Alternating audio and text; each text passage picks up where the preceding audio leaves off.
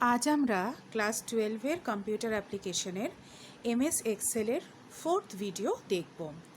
এর আগের ভিডিওতে আমরা ফর্মুলা এবং ফাংশন সম্পর্কে পড়েছিলাম, তাদের পার্থক্য বুঝেছিলাম। আজকে আমরা সেই ফাংশনটাকেই একটু ডিটেলসে পড়ব। বেশ কিছু রকমের ফাংশন আমরা পড়ব, হয়তো একটা ভিডিওতে আমরা পুরোটা দেখতেও পারবো না, আমাদের হয়তো কিছুটা অংশ বাকি থাকবে, আবার পরবর্তী ভিডিওতে দেখতে হবে। কিন্তু আজকের গোটা ভিডিওটাই কিন্তু আমরা বিভিন্ন রকম ফাংশন, তাদের কাজ, তাদের সিনট্যাক্স, এক্সাম্পল ইত্যাদি দিয়ে শিখব।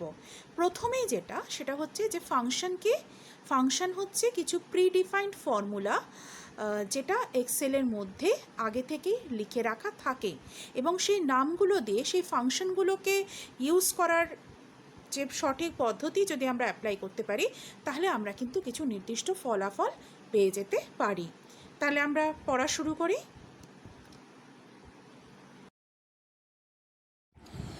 আমরা আজকে কিন্তু বিভিন্ন ফাংশন পড়ব, যে সেগুলোকে প্রথমেই কিছু গ্রুপে ক্লাসিফাই করে পড়ব। অর্থাৎ বিভিন্ন ধরনের ফাংশন যখন আমরা পড়ব, তার কিছু হবে ম্যাথামেটিক্যাল, কিছু হবে স্ট্যাটিস্টিক্যাল ইত্যাদি। প্রথমেই আমরা ম্যাথামেটিক্যাল ফাংশনস দিয়েই শুরু করছি, এবং তার শুরুতেই আমরা এমন একটা ফাংশন পড়ব যেটা এক্সেলে ভীষণ বেশি পরিমাণে ব্যবহৃত হয়, খুব কমন একটা ফাংশন, যার নাম হচ্ছে সাম। আমি এর আগের দিন একটা কথা বলেছিলাম, নিশ্চয়ই তোমাদের মনে আছে, যে আমরা যখনই এক্সেলকে কিছু ক্যালকুলেট করতে দেব, কিছু গণনা করতে দেব, তখন তার সাথে আমাদের একটা ইকুয়াল টু সাইন ব্যবহার করতে হবে। এই ইকুয়াল টু সাইনটাই কিন্তু বুঝিয়ে দেবে বা ইন্ডিকেট করবে যে সেই যেটা আমি লিখেছি সেটা ক্যালকুলেট করতে হবে, সেটা ফর্মুলার ক্ষেত্রেও, সেটা ফাংশনের ক্ষেত্রেও। তো সেইভাবে করে আমরা যখন কোনো ফাংশন লিখব, তখন তার 3টে পার্ট থাকবে। প্রথম পার্ট হচ্ছে ইকুয়াল টু সাইন, তারপর থাকবে সেই ফাংশনটার নাম, যে নামটা দিয়েই বোঝা যাবে যে এক্সেলকে কোন কাজ করতে হবে, এবং তারপর উইদিন ব্র্যাকেট আমরা কিছু আর্গুমেন্টস দিতে পারি, অর্থাৎ যাকে নিয়ে সেই ফাংশনটা কাজ করবে। এখানের এক্সাম্পলটা ধরে আমি বোঝাই, equal to some within first bracket বা প্যারেন্থেসিস A3:A9। এর অর্থ হচ্ছে ইকুয়াল টু সাইনটা ইন্ডিকেট করবে যেটা একটা ফাংশন, সাম সেই ফাংশনটার নাম প্রকাশ করবে, অর্থাৎ কী কাজ করতে হবে সেটা প্রকাশ করবে, এবং তারপর উইদিন ব্র্যাকেট যেই A3:A9 আছে, এটা তো একটা সেল রেঞ্জ, অর্থাৎ A3 থেকে A9 পর্যন্ত যে সেলগুলো আছে তাদের মধ্যে যে মান আছে, যদি কিছু মান লেখা থাকে, সেগুলোর সমষ্টি বা যোগফল কিন্তু এই এই ফাংশনটা ইভ্যালুয়েট করবে। তো আমরা কিছু ম্যাথামেটিক্যাল ফাংশনস ফার্স্টে পড়ে নিই। আমি প্রথমে নাম আর কাজটা বলছি, এরপরেই আমরা তাদের এক্সাম্পল আর সিনট্যাক্স দেখব। প্রথম হচ্ছে সাম, যেটা এক্ষুনি বললাম, যেটা মানে যে সেল রেঞ্জ তার মধ্যে দেওয়া হচ্ছে, বা আমরা বিচ্ছিন্নভাবে কিছু ভ্যালু, মানে ধরো সাম ইকুয়াল টু সাম ব্র্যাকেটে 5,7 দিলাম, সেরকমও করতে পারি। তো সেই মানগুলোর সমষ্টি নির্ণয় করে। এবার হচ্ছে রাউন্ড কি করে? Returns a number rounded to a specified number of digits. এর মানে কি? আমরা যখন কোনো দশমিক সংখ্যা, পয়েন্টের সংখ্যা নিয়ে কাজ করি, তখন পয়েন্টের পর যতগুলো ঘর আছে সেটাকে কিন্তু আমরা আমাদের প্রয়োজন মতো কমাতে বাড়াতে পারি। যেমন ধরো আছে 0.654, তো এই যে পয়েন্টের পর 3টে ঘর আছে, এটাকে কিন্তু আমি ছোট করে 1 ঘর বা 2 ঘর এরকম আনতে পারি, আবার আরেকটু বড় করে 5 ঘর বা 6 ঘরও করতে পারি। তো রাউন্ড করা মানে হচ্ছে ছোট করে, মানে আরেকটু স্পেসিফিক করে নেওয়া। স্পেসিফিক বলবো না, স্পেসিফিকই মানে ধরো 0.654 যদি থাকে, সেটা একটা স্পেসিফিক ভ্যালু, কিন্তু সেটাকে আরেকটু ছোট করছি, মানে আমি কি করতে পারি, 4-এর জায়গায়, মানে 654-এর জায়গায় 65 রাখতে পারি পয়েন্টের পর, বা ধরো যদি 656 থাকতো তাহলে 0.66 আনতে পারি। এটার রুল কিন্তু আমরা জানি যে পয়েন্টের পর যে লাস্ট যে সংখ্যাটা আছে সেটা যদি 5 বা তার বেশি হয়, তাহলে তার আগের ডিজিটটা 1 বৃদ্ধি পায়, আর যদি 0 থেকে 4-এর মধ্যে কিছু থাকে তাহলে সেটা আনচেঞ্জ থাকে। তো এই রকম পদ্ধতিতেই রাউন্ড করে কিন্তু একটা সংখ্যা পাওয়া যায়। অর্থাৎ কোনো একটা এরকম ডেসিমাল সংখ্যা দিয়ে যদি আমরা তার পাশে 2 লিখে দিই, তার মানে পয়েন্টের পর জাস্ট 2টো ঘরে সে মানটাকে প্রকাশ করবে। আমরা এক্সাম্পল দেখলে ব্যাপারটা আরও ভালো বুঝতে পারবো। এবার হচ্ছে র্যান্ড। এর কাজ কি? এ কিন্তু 0 থেকে 1-এর মধ্যে যে কোনো একটা র্যান্ডম নাম্বার প্রকাশ করে। এরপর হচ্ছে মড। মডের কাজ কি? আমরা যখন কোনো ডিভিশন করি, যখন কোনো ভাগ করি, তখন কিন্তু আমরা মূলত দুটো উত্তর পাই, একটা হচ্ছে ভাগফল, একটা হচ্ছে ভাগশেষ। তো এই ভাগশেষ নির্ণয় করার জন্য এই মড ফাংশন ইউজড হয়। অর্থাৎ এটা কি করে? এটা রিমাইন্ডার বা ভাগশেষ নির্ণয় করে যখন কোনো একটি সংখ্যাকে অন্য কোনো একটা সংখ্যা দিয়ে ভাগ করা হয়। আর লাস্ট আমরা পড়ছি এর মধ্যে ইন্ট, যার কাজ হচ্ছে যে কোনো একটি সংখ্যার ইন্টিজার পার্ট অর্থাৎ পূর্ণ সংখ্যা অংশটাকে প্রকাশ করে। অর্থাৎ একটা যদি এমন সংখ্যা থাকে যার মধ্যে পয়েন্টের পার্টও আছে, সেই পয়েন্টের পার্টটা বাদ দিয়ে শুধুমাত্র পূর্ণ সংখ্যা অংশটা প্রকাশ করে। এবার আসো তাহলে আমরা এইগুলোর একটা করে এক্সাম্পল দেখে নিই।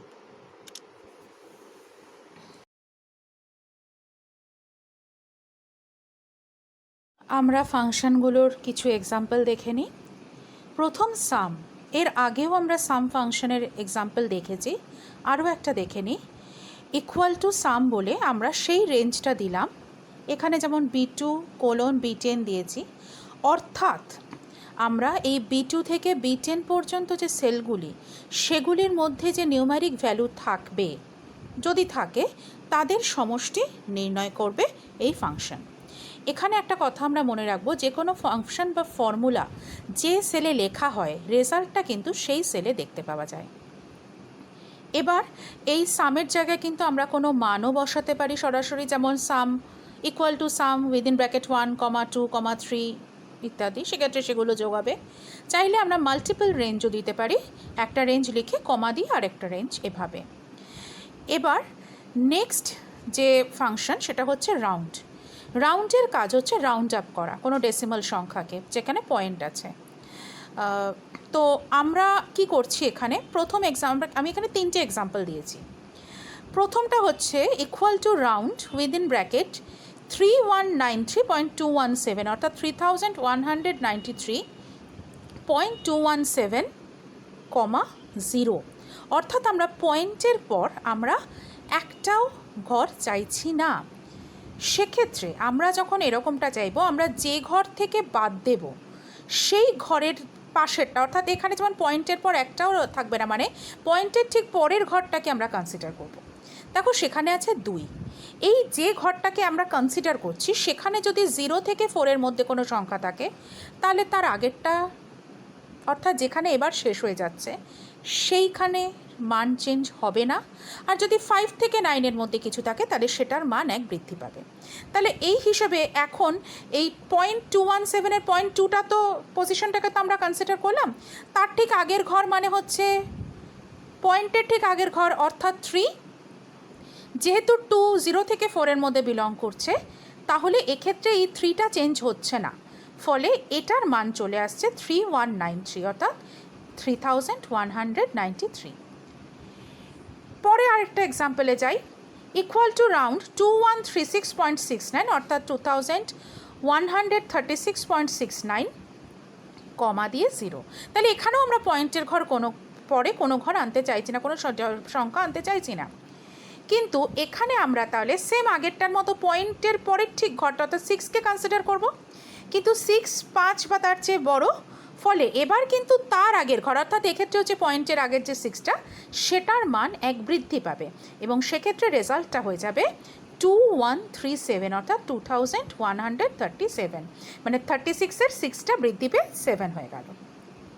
এবার চলে আসছি ইকুয়াল টু রাউন্ড 34.12345, 2, অর্থাৎ এবার আমরা পয়েন্টের পর দুটো ঘর রাখতে চাইছি। সেক্ষেত্রে আমরা 2-এর ঠিক পরের ঘর, অর্থাৎ থার্ড যে ঘরটা পয়েন্টের পর, সেটাকে আমরা ধরবো। সেখানে আছে 3, তাহলে 3 আবার 0 থেকে 4-এর মধ্যে, সুতরাং তার আগের মানটা চেঞ্জ হবে না, অর্থাৎ 2টা চেঞ্জ হবে না, তার আগেরগুলো তো চেঞ্জ হওয়ার প্রশ্নই নেই। অর্থাৎ এক্ষেত্রে রেজাল্টটা হবে 34.12, অর্থাৎ পয়েন্টের পর দুটো ঘর থাকলো, এবং লাস্ট যে নাম্বারটা, যে ডিজিটটা, সেটা অরিজিনালটার মতোই থাকবে না 1 বৃদ্ধি পাবে, সেটা কিন্তু ডিপেন্ড করবে তার পরের পজিশনের ভ্যালুটার উপর, যে 5 বা তার বেশি হলে 1 বৃদ্ধি পাবে, আর 0 থেকে 4-এর মধ্যে হলে বৃদ্ধি পাবে না, সেম থাকবে। তাহলে আমরা রাউন্ড ফাংশনটাও বুঝতে পারলাম। এবার চলে আসছি র্যান্ড ফাংশনে, RAND। এটা কি করে? র্যান্ডম কোনো সংখ্যা প্রকাশ করে। তো equal to RAND within bracket আমরা কিছু দিইনি, কারণ আমরা তো এখানে যে কোনো মান আনতে চাইছি। তার জন্য দেখো আমরা জাস্ট একটা এক্সাম্পল ধরে নিয়েছি যে এসছে 0.091128। 0 থেকে 1-এর মধ্যে যে কোনো সংখ্যাই কিন্তু এই র্যান্ডম নাম্বার হিসেবে কিন্তু রেজাল্ট হিসেবে আসতে পারে। এটাই যে আসবে তা কিন্তু মাস্ট না, তবে এটাও আসতে পারে, যে কোনো মানই আসতে পারে র্যান্ডামলি। নেক্সট হচ্ছে মড। মডের আমরা কি শুনেছিলাম যে ভাগ শেষ নির্ণয় করে। তাহলে আমি লিখছি ইকুয়াল টু মড 10,3। তাহলে 10কে 3 দিয়ে ভাগ করলে ভাগশেষ আসে 1, তাহলে রেজাল্ট হলো 1। এবার এইগুলোর ক্ষেত্রে একটা কথা একটু বলে দিই, আমরা কিন্তু যেমন সংখ্যা ডাইরেক্ট যে যে জায়গায় নিয়ে নিয়েছি সেই জায়গায় কোনো সেলের মধ্যে সংখ্যা লিখে সেই সেল অ্যাড্রেসটা, যেমন ধরো আমি 10 আর 3কে A1 আর A2 সেলে রেখে যদি equal to mod A1, A2 লিখতাম তাহলেও কিন্তু সেম অ্যান্সার আসতো। যেখানেই আমরা নিউমেরিক ভ্যালু লিখছি সেখানেই সেই জিনিসটা আমরা বলতে পারি। এবার চলে আসছি আমরা ইন্ট ফাংশনে। ইন্ট ফাংশনেরও আমি দুটো এক্সাম্পল রেখেছি। আমরা মনে রাখবো কি যে ইন্টিজার মানটা তো আনি, এবার যখন পজিটিভ নাম্বার নিয়েছি, ধরো এই যে নিয়েছি ইকুয়াল টু ইন্ট 10.8, সেখান থেকে আমার ইন্টিজার পার্টটাকে শুধু নিয়ে নিচ্ছি অর্থাৎ 10। কিন্তু যখন আমি নেগেটিভ নিচ্ছি অর্থাৎ ইকুয়াল টু ইন্ট -10.8, তাহলে 10.8-এর থেকে ফ্র্যাকশনটা বাদ দিচ্ছি, মানে কিন্তু অ্যাকচুয়ালি নেগেটিভটা আরও নেগেটিভ হয়ে যাচ্ছে, অর্থাৎ সেটা হয়ে যাচ্ছে -11। তাহলে এই এক্সাম্পলটা একটু অন্যরকম, তো এটা কিন্তু মনে রাখবে। তাহলে আমরা ম্যাথমেটিক্যাল যে ফাংশনগুলো পড়লাম তার এক্সাম্পল বুঝতে পারলাম। চলো এবার নেক্সট আরও কিছু ফাংশন দেখে নিই।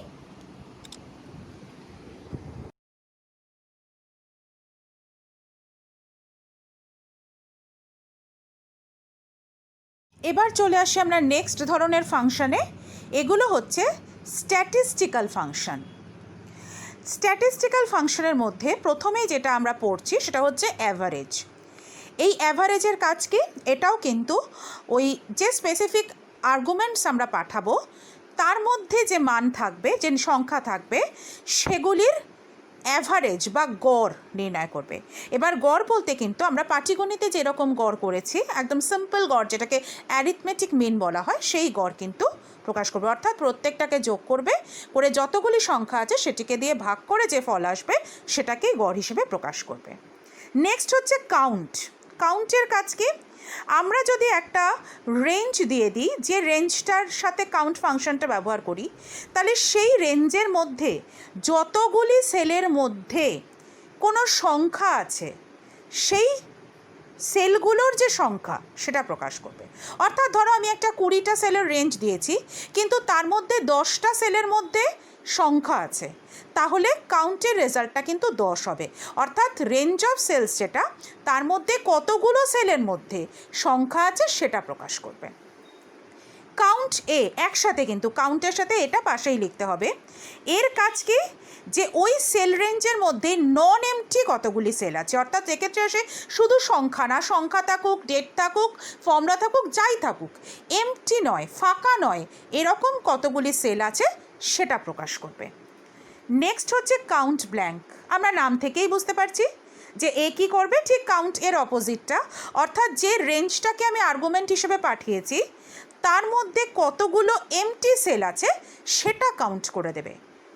অর্থাৎ এই কাউন্টের যে ফাংশনগুলো সেগুলো কিন্তু একটা ক্যালকুলেশন করছে যে কতগুলো সেল আছে, কোনো সেলের ভ্যালুকে নিয়ে কোনো গণনা কিন্তু করছে না, সেলের ভ্যালুটাকে চেক করছে। যেমন শুধু কাউন্টের ক্ষেত্রে নিউম্যারিক, কাউন্ট এর ক্ষেত্রে নন এমটি, এবং কাউন্ট ব্ল্যাঙ্কের ক্ষেত্রে ব্ল্যাঙ্ক।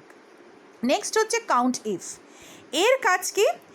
এ কিন্তু সেই সেলগুলোকে যোগ, মানে সেলগুলোর সংখ্যা গুনবে, কতগুলি সেল আছে গুনবে, যারা একটা গিভেন ক্রাইটেরিয়া, অর্থাৎ একটা শর্ত বা একটা কন্ডিশন আমরা বলতে পারি, সেটা স্যাটিসফাই করবে।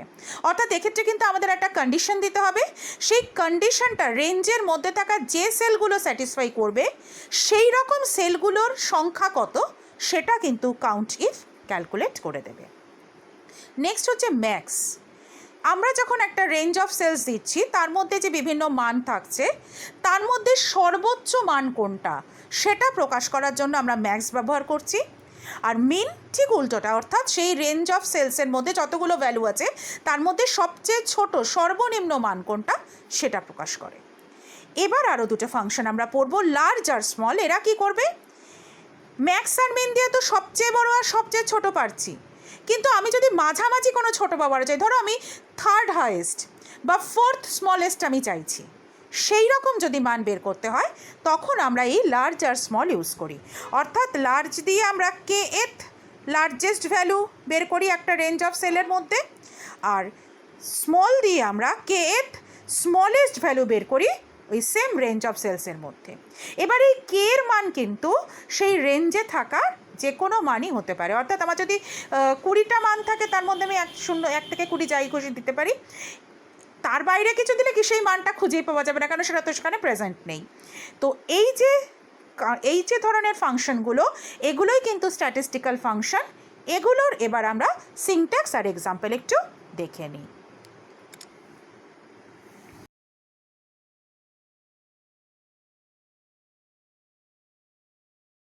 আরও কয়েকটা এক্সাম্পল দেখে নিই। অ্যাভারেজ, গড় নির্ণয় করার জন্য ঠিক ওইভাবেই ইকুয়াল টু অ্যাভারেজ বলে আমরা ব্র্যাকেটের মধ্যে রেঞ্জ দেব, এবং সেই রেঞ্জের মধ্যে যে মানগুলি থাকবে তার গড় কিন্তু আমরা রেজাল্ট স্বরূপ পেয়ে যাব।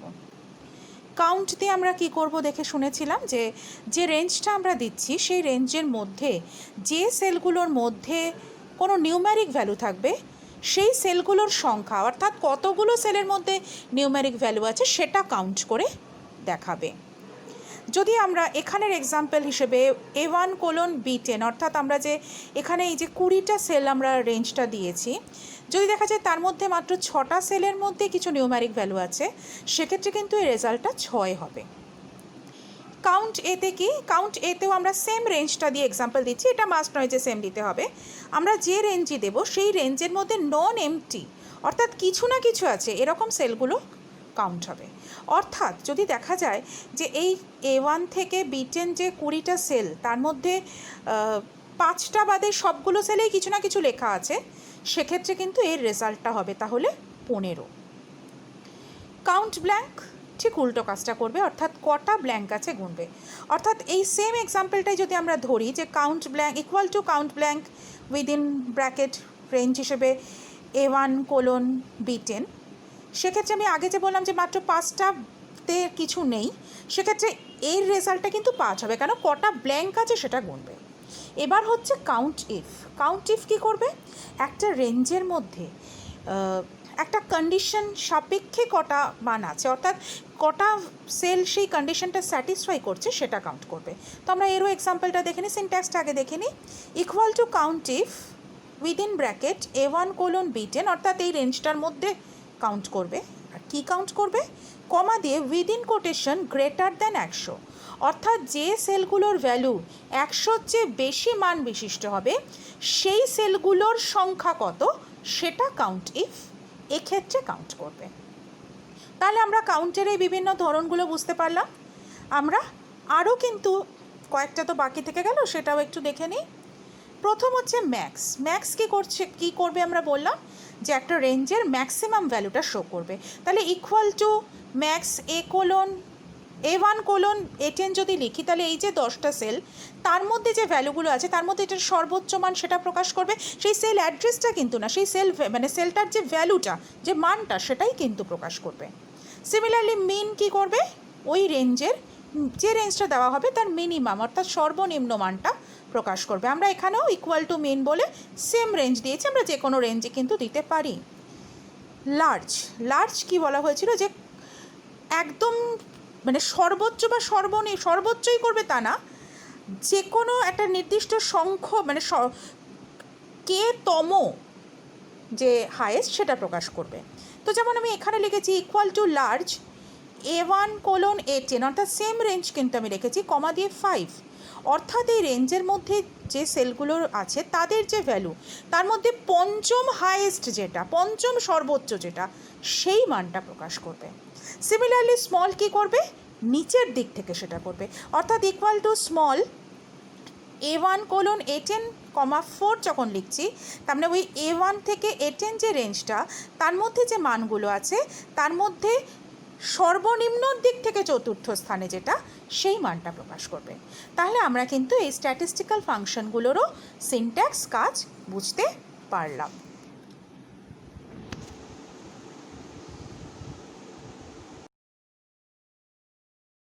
চলে আসে নেক্সট প্রকার ফাংশনের ক্ষেত্রে।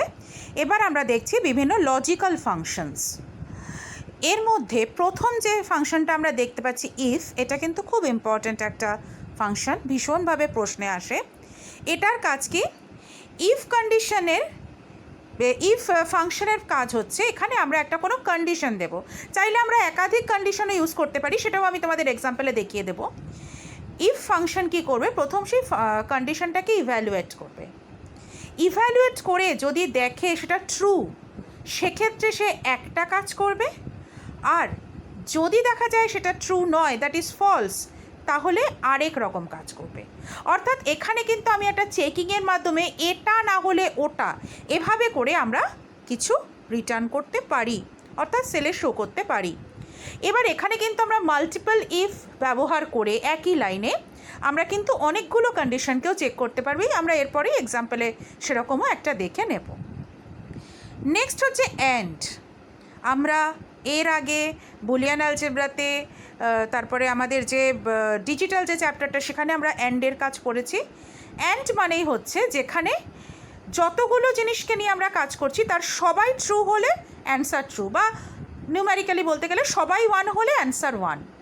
তো এখানেও কি হয়? মোর দ্যান ওয়ান, অর্থাৎ দুই বা তার বেশি সংখ্যক কন্ডিশনকে একসাথে চেক করা হয়, এবং যদি দেখা যায় যে তাদের প্রত্যেকে ট্রু, তবেই কিন্তু রেজাল্টটাও ট্রু হয়।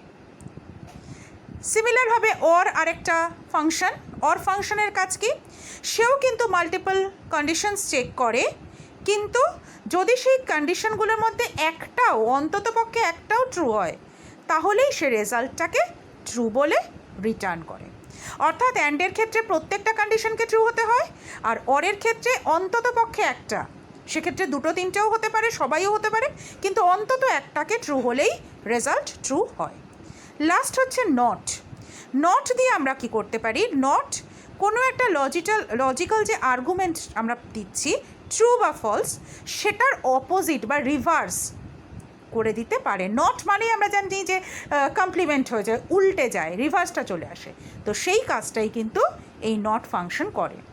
তাহলে এবার আমরা এরও সিনট্যাক্স আর এক্সাম্পল দেখে নিই।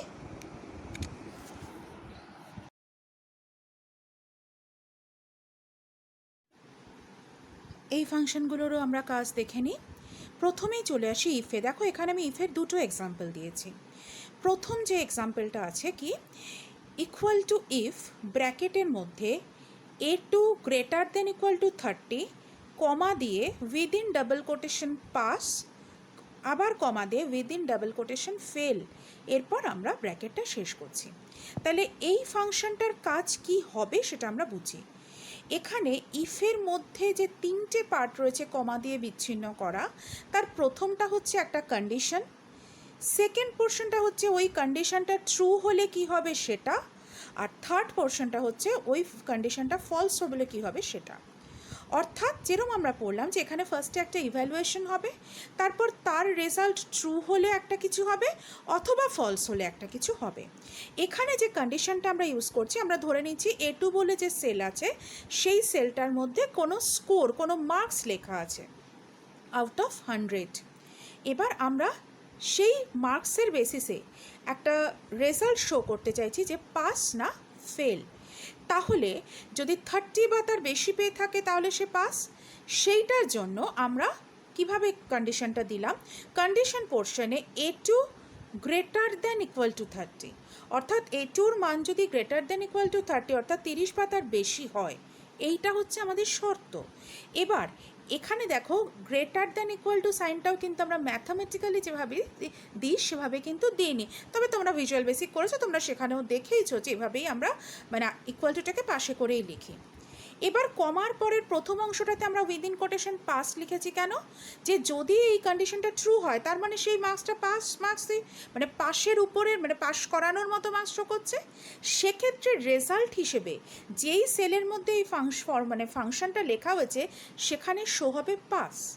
কিন্তু যদি দেখা যায় কন্ডিশনটা স্যাটিসফাই করলো না, তখন কি হবে, তখন চলে যাবে থার্ড পার্টে, অর্থাৎ সেক্ষেত্রে কিন্তু ওই সেলটার মধ্যে শো হবে ফেল। অর্থাৎ এক্ষেত্রে কিন্তু পাস ফেল দুটোই একসাথে শো হবে না, কন্ডিশনটার উপর নির্ভর করে, কন্ডিশনটা স্যাটিসফাই হচ্ছে কিনা, ট্রু হচ্ছে কিনা, তার ভিত্তিতে হয় পাস বা ফেল শো হবে। এবার আমি এক্ষুনি বলেছিলাম যে আমরা কিন্তু চাইলে একাধিক কন্ডিশনকেও একসাথে অ্যাপ্লাই করতে পারি। তো ধরো পাস ফেলের ঊর্ধ্বে উঠে আমরা গ্রেডেশন করতে, গ্রেড দিতে চাইছি, এবং গ্রেডটা আমি কীরমভাবে দিতে চাইছি একটু ভালো করে শুনে নিই।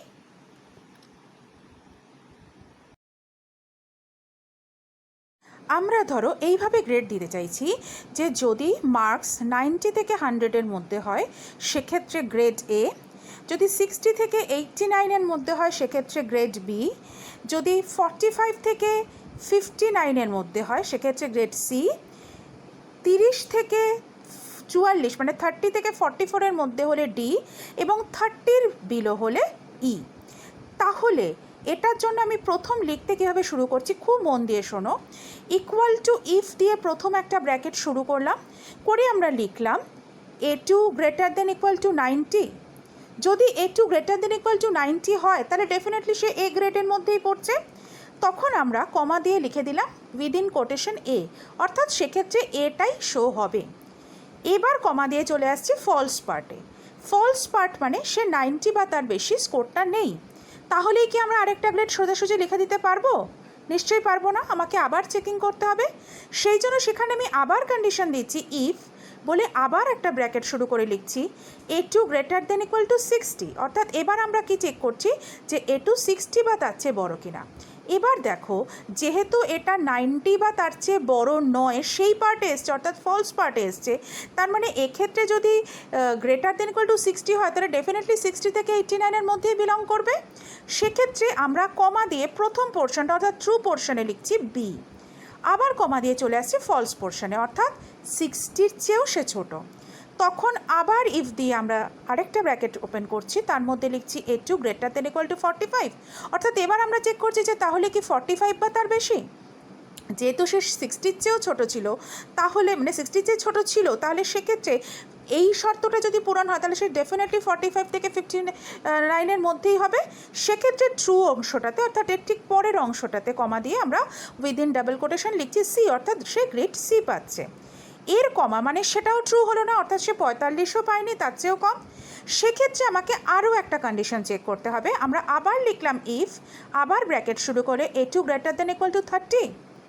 যদি এটা ট্রু হয় তার মানে সে ডেফিনেটলি 30 থেকে 44-এর মধ্যে কিছু পেয়েছে, সেক্ষেত্রে তার গ্রেড হচ্ছে ডি।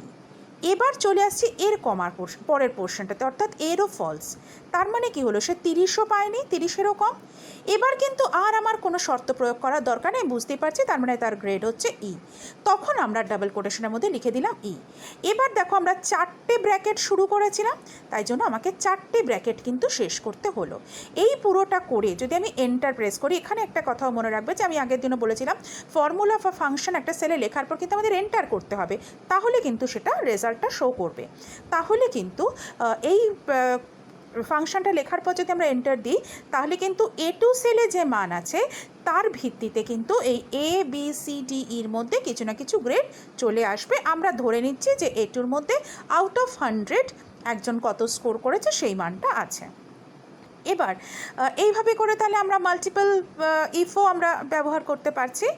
আর এখানেও আমি আগেরটাতে বা এই দুটো এক্সাম্পলে আমি কোনো এক্সাম্পলের মানে মানটা আমি লিখলাম না, কারণ আমরা তো A2-র মান ধরে নিইনি। আমরা বুঝতেই পারছি যে A2-র মানের ভিত্তিতে এই পসিবল যে কোনো একটা উত্তর কিন্তু আসবে। প্রথমটার ক্ষেত্রে পাস বা ফেল, আর সেকেন্ডটার ক্ষেত্রে ABCDEর মধ্যে যে কোনো কিছু। এবার চলে আসছি অ্যান্ড ফাংশনে। অ্যান্ড ফাংশনের সিনট্যাক্সটা দেখো, ইকুয়াল টু অ্যান্ড দিয়ে ব্র্যাকেটে A1 greater than equal to 30, B1 less than equal two 50। তাহলে যে সেলে এই ফাংশনটা আমরা লিখছি সেই সেলে কি শো হবে, হয় ট্রু শো হবে অথবা ফলস শো হবে। কখন ট্রু শো হবে, যদি দেখা যায় যে A1 সেলের ভ্যালু সত্যিই গ্রেটার দেন ইকুয়াল টু 30 এবং B1 সেলের ভ্যালু সত্যিই লেস দেন ইকুয়াল টু 50, সেক্ষেত্রেই একমাত্র ট্রু শো হবে। যদি এই দুটোই ট্রু না হয়, কোনো একটা ট্রু হয় বা দুটোই ফলস হয়, তাহলে কিন্তু রেজাল্ট হিসেবে ফলস শো হবে।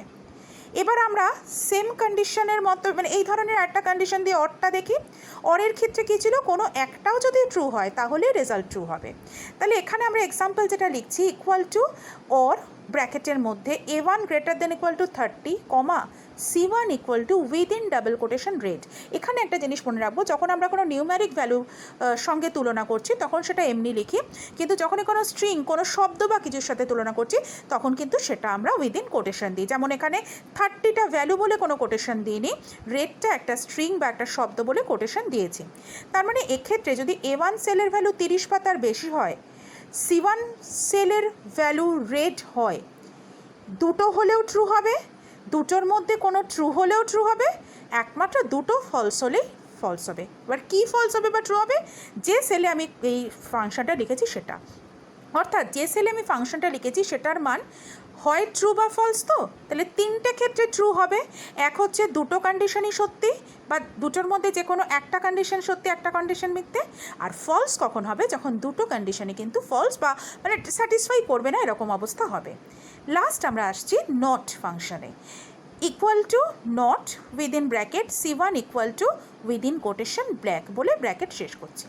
অর্থাৎ এখানে কন্ডিশনটা কি হবে, C1 ইকুয়াল টু যদি ব্ল্যাক হয় তার মানে কন্ডিশনটা ট্রু দেবে, কিন্তু সেইটার নট আমরা করছি, অর্থাৎ তার ঠিক রিভার্স।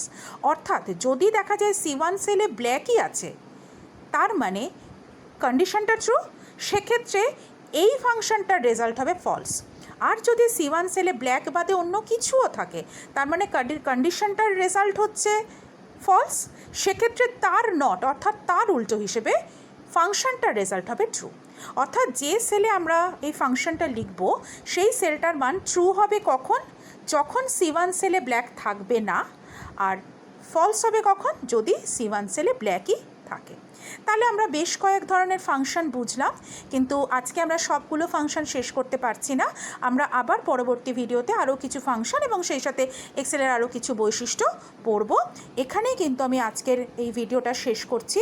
তোমরা খুব ভালোভাবে কিন্তু সিনট্যাক্সগুলো লিখে নেবে, মনে রাখবে, কারণ এগুলো কিন্তু খুবই ইম্পর্ট্যান্ট, ভীষণভাবেই পরীক্ষায় আসে।